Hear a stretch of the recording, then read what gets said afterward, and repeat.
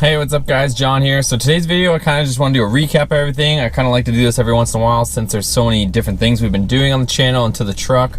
So basically just a recap video and show for those of those people that are just stopping into the channel for the first time or just started following along and kind of see some of the different things that we've done to the truck. And then if they can or they want to, they can go back and at least check out some of those mods and more in depth on how we did it and what we did. So first off, I want to start off saying, you know, thanks for everybody that's been subscribing. Lots of growth on the channel, so I'm really happy with that and really thankful for that. So I want to thank you guys for making that happen, and it keeps me motivated to keep going.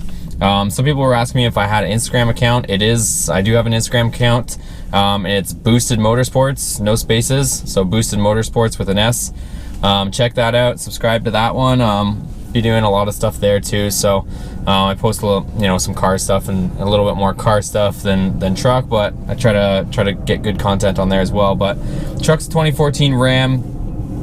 It has high miles on it at this point for a new vehicle. It has almost 106,000 miles on it, but I haven't had any issues, and you know, knock on wood, I haven't had any issues with the truck. But let's go ahead and do a recap on the exterior and then the interior of what I've changed. All right, so biggest change on the outside, of course, is the 24-inch Hellcat wheels with 305 wide tires. This is the one that seems to like curbs the most. I put a tiny curb mark in it by accident, and I'm really careful, but these things, I don't know if you can see a size profile, but they don't have any protection. So I bought these wheels secondhand. A lot of people are asking me where I got them. Paid $1,400 for them with the rubber, with the tire stickers, everything you see. So I was pretty happy with that package deal. The only thing they don't have is people keep giving me crap for is they don't have the tire pressure sensors in them yet. I gotta flip them over from my old stock wheels, the 20-inch sport wheels. So those are the Hellcats wheels, and they fit pretty nice and they got a lot of meat on them. The other thing you'll notice on the outside is it is all debadged, and then I went ahead and added these. I had a video on installing these. These were, I think, don't quote me exactly, but I think they're around $8 or $10 for the pair, and they came out really well and positioned them nicely on the side. So I like the look. I like the black and the red, and the black and the red on the tires, of course, kind of matches in everything. Then on the front, low beams, we have the Hikari LED, sorry, I always get them mixed up, Hikari LED bulbs.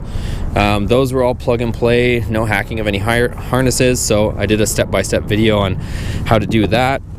Check that video out, and again, any questions on this stuff, guys, you know, just ask me in the comments below. I'll be sure to answer any of your questions. I also got the HID kit. This was a cheap $40 kit I got. It was off of eBay. It's called Good Father. If you search Good Father, I think, or something like that, again, ask me if you want the exact link, but those were plug and play and they're CAN bus compatible.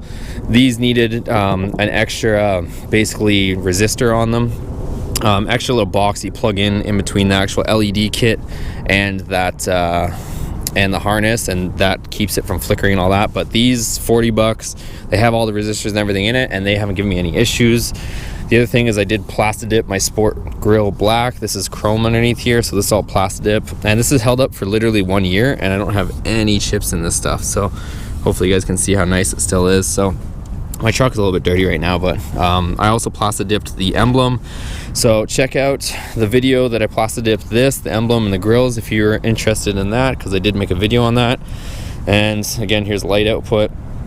As far as the LED low beams in those halogen projectors, I'm not really too happy with the light output.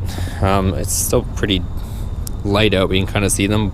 I think that the fog lights do more damage as far as projecting light, and I guess not damage, but they project light better than these low beam halogen projectors do. So another mod, this is another cheap mod I did. It's kind of, I don't know if you can see, it's kind of a carbon fiber texture. This cost me, I think, $2 or $3 off of eBay that I got just to get rid of that big antenna mass that was on there.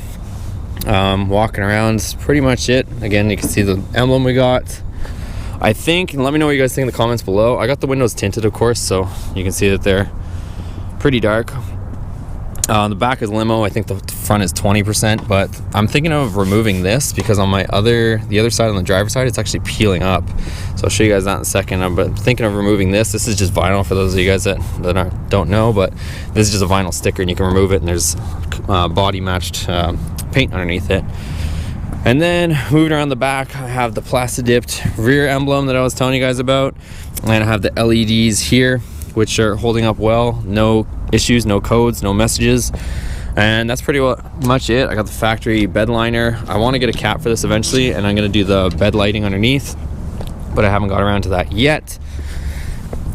And if we pop the hood,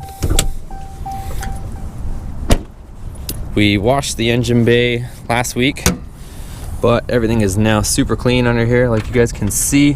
The only thing is, I think if you guys watched that video, I made a little disclaimer that I think that Purple Power is a little bit too acidic. Reason being is it tarnished the aluminum on the billet catch can. I know it's kind of cheap aluminum out of that one there, but it did tarnish it slightly and kind of ate the screen on my GoPro. So, but everything else came out super clean, and all the cast stuff, it didn't do anything to cast aluminum, but all the plastic looks super nice. So as far as mods, we got the V6 fan, of course, electric fan, mechanical fan is eliminated, billet catch can, and cold air intake, or whatever kind of intake you want to call this. I guess it's not cold. Some people will argue that it's not a cold air intake. And we have the bored out throttle body that was installed. That's pretty much it under the hood, under the outside of the DiabloSport tuner. And my truck, of course, has a sport hood because it is a sport model. And inside, not really too much going on inside, but I did these LED mods, which was a nice addition. They're ridiculously bright because my factory LED console was flickering. So I went ahead and installed these, and I showed you guys how to exactly do that. And I'm gonna be replacing the rear one at some point as well. But that's pretty much it. Like I said, I just want to do a quick recap video for you guys that are just stopping by, or maybe just tuned into the channel or subscribed. So that's where we're at with this truck. I will be doing a little bit more Viper stuff and kind of fun stuff. You guys can tag along with me. I'm gonna be going to a lot of exotic car shows and whatnot for the next couple weeks or so. So that's the content that's gonna be coming. But thanks for watching, guys. If you liked this video, give it a thumbs up. Subscribe, and again, thanks for all the love, the support, and everything you guys have been giving me. I'm doing my best to pump out videos for you guys every other day. I'm still working full-time, but I'm committed to kind of making this channel something fun, and I kind of want to make this channel something where it's like almost like an internet forum. I don't know if you guys, some of you guys are a little bit older like myself, maybe. We used to always go on forums where if you had a problem with your vehicle or your truck, you would go on, say, a Ram forum, and you'd type it out there and you'd wait for people to talk. But I'm doing my best to respond to everybody's comments or questions, and I kind of want to be having my channel that it's almost something similar where there's a bunch of Ram guys on there, or vehicle guys or enthusiasts, and if somebody's having a problem or a question, they can post it in my video, and we can all kind of chime in, help them out, and see if we can get their problem solved or answer their questions. So that's what I'm going for. Let me know what you guys think about that idea, but that's my objective. We'll see you on the next video. Thanks again.